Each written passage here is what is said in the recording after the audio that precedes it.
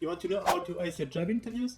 I had 200 interviews with over 100 companies in 2 years. And in this video, I'm showing you 5 tips to avoid rejection and get the job. Want to know more? So after my MBA at HEC Paris, I went through a lot of interviews, around 200 in 2 years, with over 100 companies like Microsoft, Google, IBM, Uber, Amazon, Blizzard. And I failed some interviews, aced others, and got several job offers. But what was at the beginning a job search turned into a valuable experience as time went by. The goal was to find out what you should say or should not say during a job interview to move forward in the recruiting process. And so first, if you want to succeed in your job interview, you have to adopt a learning mindset. Job interviews are opportunities for you to shine, to showcase what are your skills and competencies, to give the interviewer a better picture of who you really are. While it can be challenging when you are eager to land the job or the internship, try not to see jobs interviews as obstacles, but as springboards to get the job. And if you think you fumbled a question or two during an interview, that's alright. Learn from your mistakes and strive to improve for the next interview. The second tip is to come to the interview being able to speak about everything written in your resume without having to look at your resume. You are called for this interview because something in your profile caught the attention of the interviewer. It could be one of your skills, one of your experience, a company you work for. So your objectives during the interview is to address their needs and give them all the details they want. And you cannot do that effectively if you don't know everything written on your resume by heart. So at the beginning, I used to print 2 copies of my resume when I was going to an interview. One for the interviewer and one for me, even though I knew everything on my resume. And I realized that when the interviewer would ask me questions about a certain experience or skill, I would break eye contact and I would look at my resume to see what he or she was referring to and then give my answer. But one day I had listed a project where I managed a team and had several responsibilities. But when the interviewer asked about it, I completely blanked. I fumbled around, looked at my resume, and ended up sounding totally unprepared. So I did not get the job, obviously, and I have never ever brought again a copy of my resume to an interview. And trust me, it's way better because the interaction feels more natural with the interviewer. The third tip is to provide clear and concise answers to the interviewer's questions. You may not be aware that the interviewer might have 10, 15 questions for you, and answering them effectively is crucial to progress in the interview process. If you take 10 minutes every time to answer, well, there's no way you're getting the job. So get straight to the point, avoid rambling in your answers.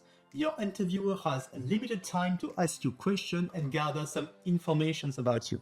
This means that your objective is to answer as many questions as possible. So the technique is to give a 2-step answer. So imagine the interviewer asks a question. And the first step, provide a clear and short answer. And at the end, just say that you can give more details if the interviewer wants to. And if the interviewer says yes, you move to step 2 and give more detail. For instance, imagine the interviewer asks you, tell me about a time you had to deal with a difficult coworker. You could say, short answer, sure, in my previous role at company Y, I had a coworker who often missed deadlines, which impacted our team projects. I talked to him and we found a way to move past his difficulties. But I can give you more details if you want to. And then if the interviewer says no, then you're fine. But if the interviewer says yes, you can say and provide the long answer. Well, to address the issue, I first scheduled a one-on-one meeting to understand the root cause of the missed deadlines.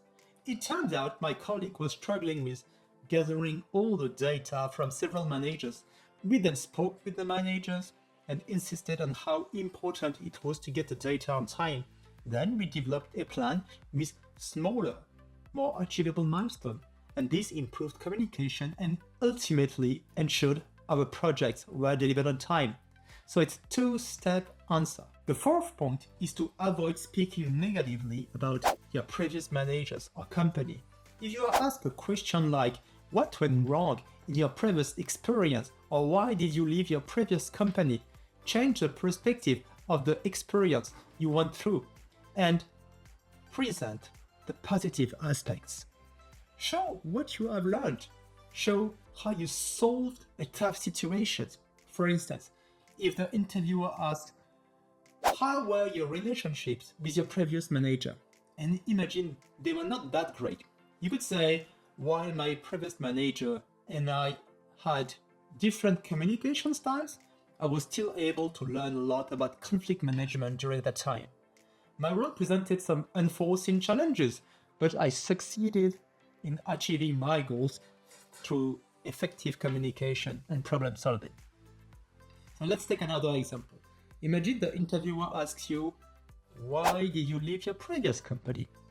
Do not say because the company didn't want to give me a pay raise. Say something like, while I learned a lot at my previous company, I ultimately decided to pursue an opportunity that better aligns with my long-term career and my desire to further develop my leadership skills.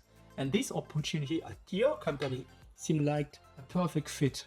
Finally, at the end of the interviewer will ask you if you have any question.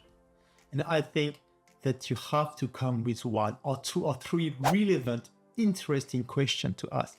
This will prove that you have made some research on the job and the company. And what kind of questions do you ask? Well, go on the company's website, read the latest news, the latest product and services, and look for the company's values, their mission statement and culture. And you can simply ask a question about their values. For example, imagine one of the values of the company is teamwork.